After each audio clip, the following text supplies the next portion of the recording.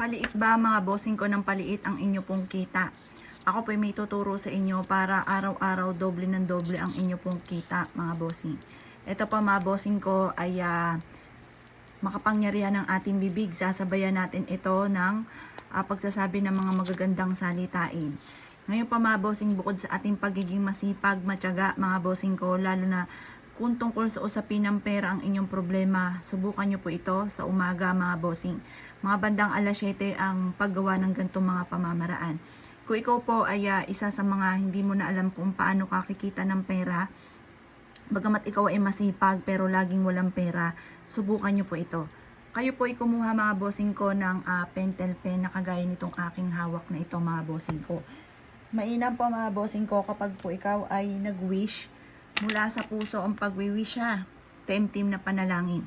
Isulat nyo po dito kung magkanong amount na matagal mo nang pinapangarap. Halimbawa, pangarap mo po ay magkaroon ng 7 million.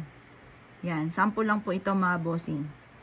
Ngayon pa mga bossing ko, sulatan nyo na lahat po ito mga bossing ko. Dito sa kabila, 7 million.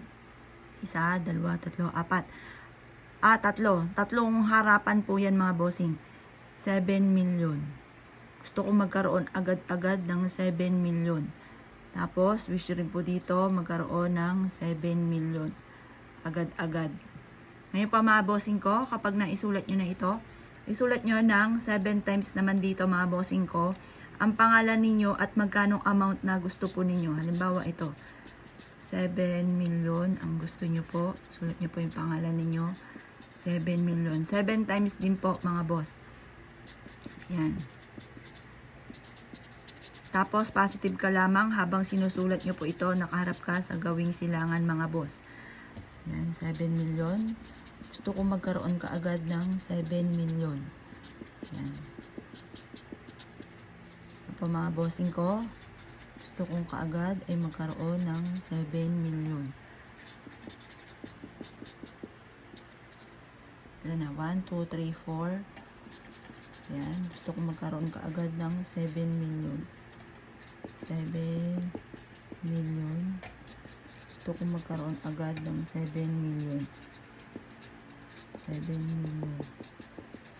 1, 2, 3, 4, 5, 6. Yan. 7 million. Ganyan mga boss. At pagkatapos mga bossing ko, ang gagawin po ninyo ay tutupiin nyo po ito mga bossing. At pagkatapos, yan, tupiin nyo lang siya.